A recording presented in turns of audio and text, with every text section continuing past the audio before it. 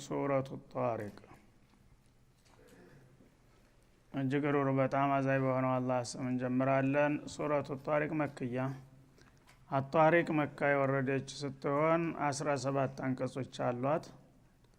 ያው እንደተለመደው የመካ ሱራዎች ዙሮ ያው በእምነት ዙሪያ ነው እነሱም የሚያጠነጥኑትና እሷም የራሷን ድርሻ ታቀርባለች። እና የሰው ልጆችን አላህ Subhanahu Wa Ta'ala ለምን እንደፈጠራቸው ባጭሩ ይጠቅሳል።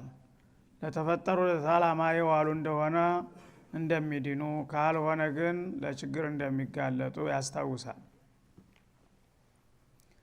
ከዛ በኋላ ቀጠሮ ሲደርስ ከዚህ ምድር ላይ ተግፈው ወደ ምድረ ከርስ እንዲወርዱ ይደረጋል። እንደገና ደግሞ ወደዛኛው ዓለም ተሸጋግረው በሰሩ ስራ ይጠየቃሉ፣ ይመነዳሉ እያለች ወደፊት የሚጠብቀንን መጣ እድል ታስገነዝበናለች። ወሰማኢ ወጣሪቅ በቃለ መሃል ላይ ጀምራል። ወኡቅሲሙ ቢሰማ ወጣሪቅ በሰማይና በድንገት ደራሹ ቆርቋሪ እምላለሁኝ ይላል አላህ Subhanahu Wa Ta'ala። ሰማ ያው የታወቀ ነው።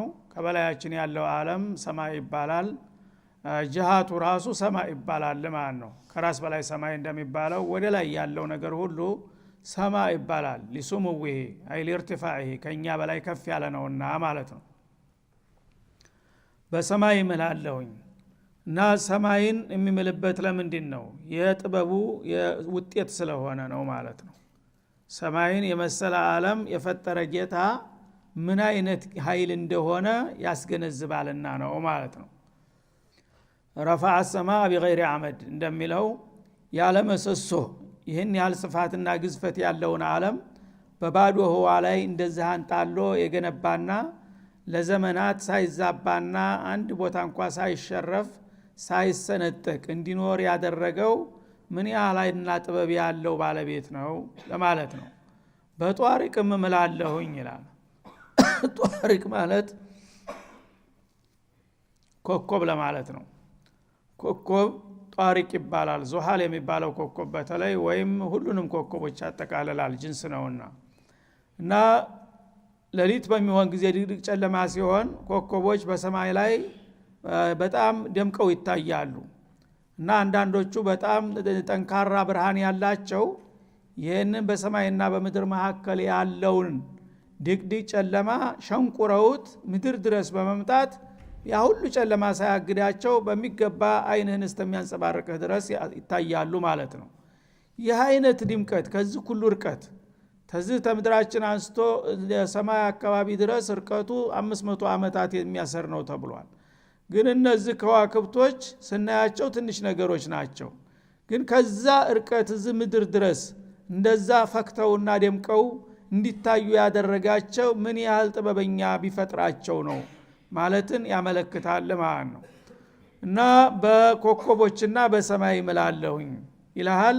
ሰማያትንና ከዋክብትን በዚህ መልክ የፈጠረና ያዘጋጀ ያደራጀ በሆነው ኃይል እምላለሁ ማለት ያው በራሴ እንደማለት ነው። የዚህ አይነት ጥበብና ኃይል ባለቤት በሆንኩም ነኝና እወቀኝ በዚህ መልክ ማለቱ ነው።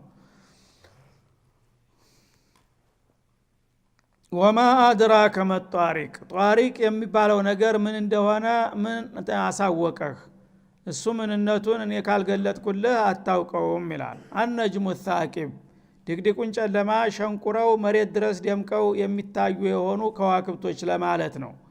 ይህንን አይነት ኮከብ በፈጠርኩበት ኃይልና ጥበቤ እምልላችኋለሁኝ ይላል አላህ Subhanahu Wa Ta'ala። ምንድነው የሚማልበት ዋናው ጉዳዩ ሊያረጋግጠው የፈለገው? ኢን ኩሉ ነፍሲን ለማ عليها حافظ ኢን እዚህ ላይ ምንድነው ናፊያ ናት። ማ ኩሉ ነፍሲን እንደማለት ነው። ማ ኩሉ ነፍሲን ኢላ عليها حافظ ነፍስ የተባለች ሁሉ በሷ ላይ ተቆጣጣሪ ተጠባባቂ የተመደበላት ቢሆን እንጂ ማንም ነፍስ ልቅ አይደለችም ይላል ማለት ነው። እና ኪራመን ካቲቢን ያዕለሙነ ማ ተፍዓሉን ኢነ አለይኩም ሐፊዚን ኪራመን ካቲቢን ያዕለሙነ ማ ተፍዓሉን እንዳለው አልንፊጧር ላይ ማለት ነው። እናንተ ጋር ቅርብ የሆኑ ተቆጣጣሪዎችና ታዛቢዎች አሉ። እለት በእለት የምትሰሩ የምትናገሩትን ሁሉ የሚዘግቡና የሚያጠናቅሩ ጥንቁቅ መሰራተኞችን መድበንላችኋል ይላል። እንደዚሁም በሱረቱ ቃፍ ላይ ምንድነው የሚለው ማ የልፊዙ ሚን ቀውሊን ኢላ ለደይሂ ረቂቡን አቲድ ይላል። ማንኛውም ካፍህ የምትወጣ ቃል አትኖርም ወዳውኑ ረቂብና አቲድ በግራና በቀኝ አቀላጥፈው የሚቀበሉና የሚዘግቡ ሰራተኞች የተቀበሏት ቢሆን እንጂ ይላል ማለት ነው። ስለዚህ ሰዎች ልቅ አይደሉም ነው። ብዙ ጊዜ ሰዎች ጌታን ስለማያዩት እሱም እንደማያያቸው እንደማያቃቸው አድርገው በመቁጠር ነው ለስተት የሚጋለጡት። ግን ጌታ ራሱ ከማየትና ከመቆጣጠር አልፎ ለእያንዳንዳችን ሰራተኛዎች መድቦልናል ማለት ነው። ሱብሃንአላህ ለእያንዳንዳችን ተቆጣጣሪ። ምን አይነት ኃይል ነው የአላህ ሱብሃነሁ ወተዓላ። ሰዎች አሁን የፈለገ ኃያል መንግስት ቢኖር ለእያንዳንዱ ግለሰብ ተቆጣጣሪ ሊመድብ ይችላል? ሙስተሂል አበደን። በምንም አይነት ያ ተቆጣጣሪ ደግሞ አንድ ቀን አንዲት ቃል እንኳን ሳያመልጠው ሙሉ በሙሉ የተጣለበትን ኃላፊነት ሊወጣ የሚችል ሰራተኛስ ሊኖር ይችላል? አበደን ሊኖር አይችልም። አላህ ግን እያንዳንዱ ቢያንስ ሁለት ዘበኞች አስቀምጧል። እያንዳንዳችን እዚህ አንድ መላእክት አለ፣ እዚህ አንድ መላእክት አለ ማለት ነው። አንተ ምሰራውን የምታወራውን ያዕለሙነ ማ ተፍዓሉን በሙሉ ጠንቅቆ ያውቃል ማለት ነው። አንድ የሚደበቅበት የሚሰወርበት ነገር የለም። ይህንን እወቁና ተጠንቀቁ። ልቅ አይደላችሁም። በጣም በከባድ ቁጥጥር ስር ነው ያላችሁት። ኢና ኩና ነስተንሲኹ ማ ኩንቱም ተዕመሉን ይላል። እናንተ እኮ በዘፈቀር ዝም ብላችሁ የምትሰሩና የምታወሩት ሁሉ እንዲሁ ተትቶ ተረስቶ የቀረ አልነበረም፣ እናስመዘግበው ነበር ይላል። በየቀኑ የሚያጠናቅረው ተወካይ ነበር አንተ ጋር ይላል አላህ Subhanahu Wa Ta'ala። ይሄንን አያውቅም የሰው ልጅ ምስኪኑ። አማና ሀገር ያለው ይመስለዋል ማለት ነው። በአሁን ጊዜ በሰው ሰራሽ እንኳን መሳሪያ አንድ ቦታ ሳህር ካሜራ አለች ከተባለ እንዴት ነው የምትጨነቀው ያችን ለማለፍ? ሱብሃንአላህ። እሷ ልትይዝም ላትይዝም ትችላለች። የሰው ሰራሽ መሳሪያ እንኳን ምን ያህል ሰውን እያጠራቀቀ ነው ያለው። አላህ ግን Subhanahu Wa Ta'ala የኔ ሰራተኞች የኔ ካሜራ ስር ነው ያለው። ጨለማ ብትለብስ በር ብትዘጋ ፈለከው ትርጋ መሬት ብትገባ ማምለጫ የለህም። ኢና እንኩሉ ነፍሲን ለማ አለይሃ ሐፊዝ ነፍስ የተባለች ሁሉ እያንዳንዷ የቅርብ ተቆጣጣሪ አለባት ይላል ማለት ነው። እነዚህ መላእክቶች እንግዲህ አክትፍ ሳይቀር ይከታተሉሃል። አንተ መስራት ነገር አንድም ነገር አያመልጣቸውም ማለት ነው። እንደ ሰዎች ደግሞ ወይም እንደ ጅኖችም ወስላቶች አይደሉም፣ ሙሰኞችም አይደሉም ማለት ነው። አንተ አሁን እዛ አንድ ባለስልጣን ቢያይህ ግደለም ጋሸምንም አይደለም ብለህ ጅንጨበጥ ታረከው ይቀርልሃል ማለት ነው። ኮምፒውተር ያለውንም ይፍቀዋል አይደለም እንዴ? ግን የአላህ መላእክቶች እንደዚህ ነገር የለም። አይበሉ አይጠጡ ታንተ ምን ይፈልጋሉ? ይሄ ስለሚበላ ሆዳም እኮ ስለሆነ ነው እንግዲህ እንትን የሚሸጠው አማናውን ሽጦ የሚበላው ማለት ነው። መላእክት መጀመሪያ አይበላም፣ አይጠጣም፣ አይደክመውም፣ አያመውም፣ መታከሚያ አይፈልግም። ምን ያረግለታል? ታንተ የሚጠብቀው ነገር የለም። እሱ ጌታው የጣለበትን ኃላፊነት ብቻ መወጣት ነው ማለት ነው። እና በዚህ መልክ በጣም ብቁና ንቁ የሆኑ መላእክቶች መድቤላችኋለሁ እና አገር አማን ነው ብለህ አትዘናጋ፣ እግርህን አዘርጋ እያለ ነው አላህ Subhanahu Wa Ta'ala። فلينظر الانسان مما خلق ሰው የተባለ ተላላ ሸንግል ነውና ሁል ጊዜ ራሱን ይረሳል፣ ታሪኩን ይዘነጋል። እስቲ መጀመሪያ ከየት እንደመጣ ከምን እንደተፈጠረ ረጋ ቆም ብሎ ያስተውልና ይመልከት። አንተ መጀመሪያ ማን ነህ? በእኔ ላይ ጀርባ ለማዞርና እኔን ለማንጓጠጥ መጀመሪያ ራስክን ማወቅ ይኖርብሃል። ትናንትና ምን ነበርክ? ጠብታ ውሃ ነበርክ፣ አስቀያሚ ንፍጥ መሳይ ነገር ነበርክ አይደለም እንዴ? ሚማ ኢመሂን ተወራዳዋ ታስቀያሚዋ ጠብታ ነው የፈጠርኩ ይላል። ከምን እንደተፈጠረ እስቲ ይመልከት የሰው ልጅ። እያንዳንዱ አንተ ተመኩራራትና ተመንበጣረርህ በፊት ትናንትና ምን ነበርኩኝ ብለህ ብትጠይቅ እኮ የምታፍርበት ነገር ነው። እና ትናንትና እኮ ንፍጥ ነበርኩኝ ከዛ ተነስቼ እንዴት አድርጌ ብለህ ይሉንታ ለምን አይዝህም ይላል ማለት ነው። ያንን ብታውቅ ራሱ አቅል ቢኖርህ ከዛ ከውዳቂ አስቀያሚ ነገር ተፈጥረህ እንደገና በጌታ ላይ መንጎባለልና ማለት አይጠበቅብህም ነበር ማለቱ ነው። እና خلق مما اندافق ተምን እንደተፈጠርክ ረስተህ ከሆነ ላስታውስህ። ከዛ በስሜት ተፈንጥራ ከምትወጣው ደካማ ውሃ ነው እኮ የፈጠርኩህ ይላል። እንግዲህ ሁለት ተቃራኒ ጾታዊ ግንኙነት በሚያደርጉ ጊዜ በስሜት ሁለታቸውም ከጀርባ አጥንታቸውና ከደረታቸው አጥንት መካከል ተወሩሮ የሚወርድና ወደ ማህፀን ጓዳ የሚገባ ጠብታ ውሃ ነው። ከዛ ተነስተህ ነው ሰውነህ የምትወለድና እንደገና ጎልብተህና ጠንክረህ ተኔ በላይ ማን አለ የምትለው ማለቱ ነው።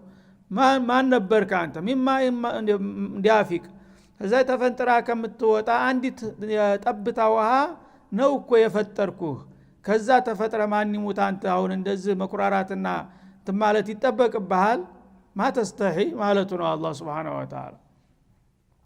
يخرج من بين الصلب والترائب ያቺ ተፈንጥራ በስሜት ተወሩራ የምትወጣ ውሃ የተባለችው ከምንድነው የምትነሳው ብትል ከጀርባ አጥንትና ከርግብግብት አጥንት መካከል ይላል ማለት ነው። የወንዶች የስሜታቸው ውሃ የፍተተ ስጋቸው የሚመነጨው ከጀርባቸው ነው ማለት ነው። የሴቶች ደግሞ ተርግብግብታ ተጡታቸው ስር ነው። ወይም ከሁሉም በሁሉም ቦታ ይወጣል ብሎም የፈሰራል እና ከጀርባ አጥንትና ከደረት አጥንት መካከል ነው የሚውጣጣው ለሴቱም ለወንዱም ብለውም የፈሰሩ አሉ ማለት ነው።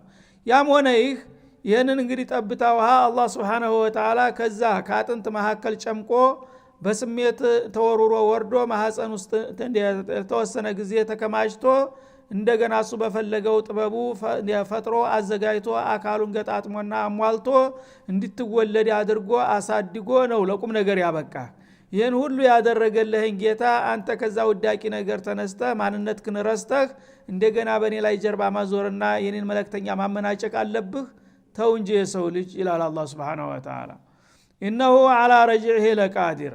መጀመሪያ እንግዲህ አመጣጥህና አነሳስህ ከዛ እዚህ ግባ ከማይባል አስቀያሚና ሳፋሪ ጠብታ ከሆነ የመጣው በዚህ መልክ ያመጣህ ጌታ እርግጠኛ ነው ነገም ደግሞ ለመመለስ ምንም ማያዳግተው ይላል ማለት ነው። አላ ረጅዒሂ በዕደል መውት ማለት ነው። ተሞትክም በኋላ ቂያማ ሲደርስ ቀጠሮ ደርሷልና ተነስ ብዬ ወደ ህይወት እመልስሃለሁ ተናንትና ካልነበርክ እንዳመጣሁ ሁሉ ይላል። ስለዚህ የስተዲሉ ቢዐውደቲካ አላ መብደኢከ ማለት ነው። በታሪክህ መነሻ መድረሻህን ማየት ትችላለህ። ተናንትና ምንም ያልነበርከውን ከዛ ከጠብታ ርካሽ ውሃ ፈጥሬ እንዳመጣሁና ሙሉ ሰው እንዳደረኩህ ነገ ደግሞ በስብሰህ ተረስተህ ተቀረ በኋላ ተምድረ ከርስ እንደገና ውጣ ብዬ እንደማወጣ አትጠራጠር ይላል። ተትንሿ እናትህ ሆድ እንዲያስወለድኩ በጥበቤ ተታላቋ እናትህ ሆድም አወጣሃለሁኝ። መሬት እናት ሀገር የሚባለው ማለት ነው። መጀመሪያም የሁላችንም እናት መሬት ናት አይደለም እንዴ? ተመሬት ነው የተፈጠረው የሰው ልጅ። ስለዚህ አደምን በቀጥታ ከአፈር ነው የፈጠረው። ከዛ በኋላ ግን እንደገና የየራሳችን እናቶች አደረገልንና ያው ሁሉ ጊዜ ታፈር እንዳንነሳ በሁለተኛ ደረጃ በሁለተኛ እናቶች ነበር ስንወለድ የነበር ነው እና በእነሱ ለ9 ወር ተረግዘን በዛ ውስጥ አንከባክቦ አጠናቅሮ አሟልቶ ህይወት ዘርቶ አወጣ ሰው አደረገ። አሁን እንደገና ስትሞት ግን ወደ ታላቋ እናትህ ታናሿ እናትህ ልትደብቅህ አትችልም፣ ቀብር ልትሆንልህ አትችልም። ስለዚህ ወደ አስልህ መለሰህ ማለት ነው። ወደ ዋናው እናትህ ዋናው እናትህ ጋር የተወሰነውን አላህ የፈለገውን ያህል ተከረምክ በኋላ ቀጠሮ ሲደርስ እንደገና ውለጅ ትባላለች መሬት ራሷ ማለት ነው። ትንሿ እናትህ እንደወለደች ባላህ ትእዛዝ እሷ ደግሞ ሁለተኛውን ዙር ውለጅ ተብላ አንተን ተፍታ አሽቀንጥራ ትጥልሃለች፣ ለፍርድ ትቀርባለህ። ይሄ ነው ያለው ጉዳይ የሚጠብቅህ እና ለዛ ቀን ይህን ጊዜ ብታስብበት ይሻላል የለም እያልክ ከምትደናቆርና ከምትደናበር ይላል ማለት ነው። አላ ረጅዒሂ ለቃዲር። ይህንን ሰው ከዛ ከምድረ ከርስ ረስቶ ተበስብሶ ተከረመ በኋላ ወቅቱ ሲደርስ ተነስ ብዬ ለመመለስ ችሎታዬ ያዳላይ ነኝ፣ ምንም ያቅተኝ ነገር አለ ይላል ማለት ነው። መቼ ነው የሚመለሰው? የውመቱ ብለሰራኢር ሚስጥሮች በሚጋለጡበት እለት ይላል። እና በአሁኑ ጊዜ የሰው ልጅ የተለያዩ ሚስጥሮች አሉ ማንም የማያውቅበት እና ሚስጥሮች ደረጃ አለ። ለአቅራቢያ ለጓደኛህ ለሚስትህ ለእናትህ የምትነግረው የምታሳውቀው ነገር ይኖራል። ጭራሽ ካንተ በቀር የማያውቀው ነገር አለ አይደለም እንዴ? ያቺ ማንም አያውቃትም ያልካት እኔ ዘንዳ ፍርጥጉ ብላ ትቀርባለች ነገር ያቺ ሁሉ ሚስጥር ገሃር ተወጣለች። የዛ ጊዜ ጉዲህ ትፈላለች ነው የሚለው አላህ Subhanahu Wa Ta'ala። ምስጥሮች ሁሉ ተገለባብጠው በሚወጡበት ጊዜ ልትደብቀው በማትችለው ቦታ ሁሉም ተጎልጉሎ ሲወጣ የገዛ አካል ሲመሰክር እጅህ የጨበጠውን አይን ያየውን ጆሮ የሰማን ልብ ያሰበውን እግር የሄደበትን ሁሉም እንጫጫል የገዛ አካል ክፍልህ ማለት ነው። የዛ ጊዜ ምኑን ይዘ ምኑን ትጥለዋለህ? ያ ቀን በሚመጣበት ጊዜ እንዴት እንደምመልስህ አሳይሃለሁ ዛሬ የማይዋጥልህ ከሆነ ማለቱ ነው። فما له من قوة ولا ناصر። ስለዚህ የደካማ ሰው በዛ ቀን ጉዱ ሲፈላ ያንን የተከሰተውን ችግር ለመቆጣጠርና ገበናውን ለመሸፈን ጉልበት የለውም ይላል። ተባባሪ ረዳትም አያገኝም እና ሪበ ከንቱ እንደሚባለው ማለት ነው። እና የዛ ጊዜ አንተ ባለ በለለ ዕውቀትህ በጉልበትህ ቋቋመዋለሁ ብትል የቂያማ ቀንን ጉዳይ ጭራሽ ልትቋቋመው አትችልም። ወይም ደግሞ አንድ ሰው ታቅሙ በላይ የሆነ ነገር ሲመጣ ብሎ አይደል የሚጮኸው አካባቢ ጎረቤት እንዲደርስ ብትጠራ የለም አደጋ ደራሽ የለም። በዛ ጊዜ ሁሉም አደጋ ውስጥ ነው። የዛ ጊዜ የሳት አደጋ የት አለ? ለራሱ ተይዟል እያንዳንዱ ማለት ነው። እና ኩሉ ነፍሲን ቢማ ከሰበት ረሂና።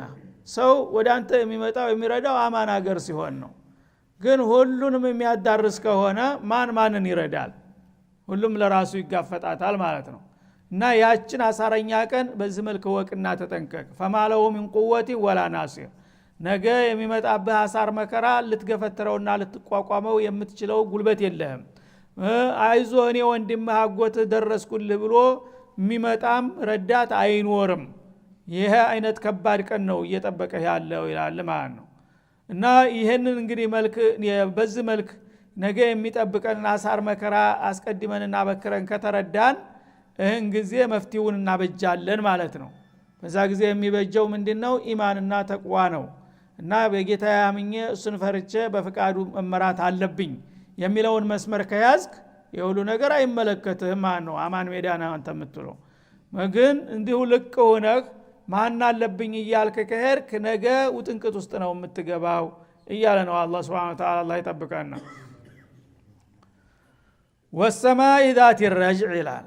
በሰማይ እምላለሁኝ ይላል። ሰማይ አሁን የመጀመሪያው ሰማይና የአሁኑ ሰማይ የተለያዩ ናቸው። ግን በማብራሪያው ላይ ለመጥቀስ ሞክሬያለሁ። ሰማ ማለት ኩሉ ማዓላ ወርተፋ ከላይ የሆነ ነገር ከበላይ ከፍ ያለ ነገር ሁሉ ይሄ ጣራ ይሄ ራሱ ሰማይ ይባላል። ለምን? ከፍ ያለ ነው ታንተ በላይ ስለሆነ ማለት ነው። ሚነሱሙ ወርፋ። ስለዚህ የመጀመሪያው ሰማይ የሐቂቃው ሰማይ ነው። ወሰማይ ወጣሪቅ ብለን የገባ ነው። አሁን ግን ወሰማ ذات الرجع አለ። የተመላላሽ በሆነው ሰማይ እምላለሁ ይላል። ሌላ ማዕና መሆኑን ያመለክታል። ራሱ ተመላላሽ ሰማይ አለ እንዴ? ሰማይ ባለበት ነው፣ ቋሚ ነው፣ ሁሉ ጊዜ አይንቀሳቀስም። እና ተመላላሽ በሆነው ሰማይ እምላለሁ ይላል። ምን ለማለት ነው? ዝናብ ነው። አሁን ሰማይ ተወደ ሰማይ የሚመጣ ነገር ሰማይ ተብሎ ይጠራል ማለት ነው።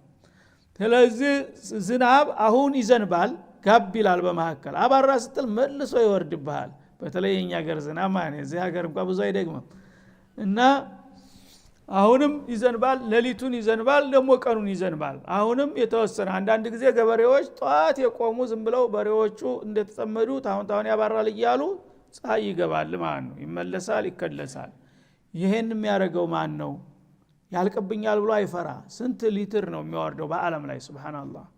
እና ወሰማ ወልአምጧር ማለት ነው። እዚህ ላይ በዝናብ እምላለሁ ذات الرجع የመመላለስ ባለቤት የሆነ ሁል ጊዜ የሚመለስና የሚከለስ በሆነው የዝናብ ጸጋዬ እምልላችኋለሁ ይላል። ይሄን አይነት ዝናብ እንግዲህ ሁል ጊዜ የሚቸራችሁ ማን ነው ለማለት ነው። በዚህ መልክ የሚያርከፈክፈውና ዓለምን ጸጋ የሚያጎናጽፈው አላህ ነውና በዚህ ተአምሬ እምላለሁኝ ይላል ማለት ነው። ወልአርድ በምድርም እምላለሁ ذات الصدع የመሰንጠቅ ባለቤት በሆነችው ይላል። ዝናብ በሚዘንብ ጊዜ መሬት ትዘራለች አይደለም እንዴ? አዝሪቱ ተሁለት ሶስት ቀን በኋላ ምን ይሆናል? መሬቱን እየሸነቋቆረ ይወጣል ማለት ነው። የምትቀዳደድ የምትሸነቋቆር በሆነችው ምድር እምላለሁ ይላል። እና ከወደ ሰማይ ዝናብን ያወርዳል፣ ከመሬት ደግሞ በቃይን አብቅሎ መሬትን ይሸነቋቆራል። በዛ መካከል አንተ ነፍሳት እንስሳት በሙሉ ሲሳያቸውን ያገኛሉ። በዚህ መልኩ አይደለም የምናኖራችሁ የምንመግባችሁ ይላል አላህ Subhanahu Wa Ta'ala። እና በዚህ እምላለሁኝ ይሄን በማረግበት ኃይልና ጥበቤ በርህራሄ በጸጋዬ ማለቱ ነው። ኢነሁ ለቀውሉን ፈስል እና በእነዚህ ነገሮች ምሌ የማረጋግጥላችሁ ኢነል ቁርአን አልመትሉው ዐላ ሊሳኒ ነብይኩም በነብያችሁ አንደበት የሚነበብና የሚቀረብ የሆነው መለኮታዊ መመሪያ ለቀውሉን ፈስል ለቀውሉን ፋሲሉን በይነል ሐቅ ወልባጢል እውነትንና ውሸትን የሚያብጠረጥር የሆነ ወሳኝ መለኮታዊ መመሪያ ነው ብዬ እምልላችኋለሁ። እናንተ እንደ ቀላል ሲህር ነው ሽዕር ነው ካህና ነው አሳጢሩል አወሊን ኢፍቲራ ከዲብ የምትሉት የምዘላብዱበት ቁርአን ለቀውሉን ፈስል ሐቅና ባጢልን አብጠርጥሮ የሚለይ የመለኮታዊ መመሪያ ነው ብዬ በእነዚህ ነገሮች እየማልኩ አረጋግጥላችኋለሁ ይላል። ወማ ሆ ቢልሐዝል እናንተ እንደምትሉት ቀልድ ዋዛ ፈዛዛ አይደለም። ቁርአን ቀልድ አይደለም የቁም ነገር መጽሐፍ ነው ይላል። እና ተራ ነገር የለም ቁርአን ውስጥ አጠቃላይ የምር ነገር ነው የሚያወራህ ማለት ነው። እና ሐዝል እንግዲህ ሰው ጊዜ ለማሳለፍ ለመዝናናት ብሎ ቀልድ ጫወታ የለም ቁርአን ውስጥ። ቁርአን ውስጥ ሁሉ ጊዜ ቁም ነገሩን የሚጠቅምህን ነገር ነው። ወደ ታሪክም ከሄደ ወየወዳጆቹን ወየጥላቶቹን ነው የሚያመጣልህ ማለት ነው። ወደ ትእዛዝም ከመጣ ሰርተህ የምትጠቀምበትን ነገር የሚከለክልህንም ነገር አደገኛ መሆኑን የሚያሳውቅ እንጂ ቀልድ ዝም ብሎ ጊዜ ለማሳለፍ ለመዝናናት የሚባል ምዕራፍ የለም ቁርአን ውስጥ ማለት ነው። እናንተ ግን በአጠቃላይ ባለማወቃችሁ ቁርአንን እንዳላስፈላጊ ተራ ነገር አድርጋችሁ ያለ ስሙ ስም እየለጠፋችሁ ታብጠለጥሉታላችሁ። እባካችሁ አትሳሳቱ የሰው ልጆች። እነሆ ለቀውሉን ፈስል ይሄ እኮ ሐቅና ባጢልን አበጥሮና አብጠርጥሮ የሚያስቀምጥ የሆነ ጠቃሚ መመሪያና ገንቢ ተግሳጥ ነው ይላል ማለት ነው። ወማ ሆ ቢልሐዝል እሱ ቀልድ ጨዋታ አይደለም። እነሁም እነዚህ ከሃዲዎች ግን ፈርዶባቸዋልና የኪዱነ ከይዳ ይህንን የመሰለ መለኮታዊ መመሪያ ዋጋቢስ ለማድረግ የማይቆፍሩት ጉድጓድ የለም፣ የማይፈነቅሉት ድንጋይ የማይቆነጥቡት ቅጠል የለም። የኪዱነ ከይዳ አዳኡላህ في مشارق الارض ومغاربها ተናንተም ዛሬም የቁርአንን ብርሃን ተምድር ላይ ለማጥፋት የማያረጉት ነገር የለም ይላል አላህ Subhanahu Wa Ta'ala። ይሄው የምናየው የምናውቀው ጉዳይ ነው ማለት ነው። የአላህ ረሱሎችን መልእክ ተልኮ ዋጋቢስ ለማድረግ አማኞችንም ከዓላማቸው ለማፈናቀልና የሰይጣን ሰለባ ለማድረግ የማይደረግ ጥረት የለም አያለሁ አውቃለሁ ይላል አላህ Subhanahu Wa Ta'ala። ወአኪዱ ከይዳ እኔ ደግሞ የራሴን ስራ ሰራለሁኝ።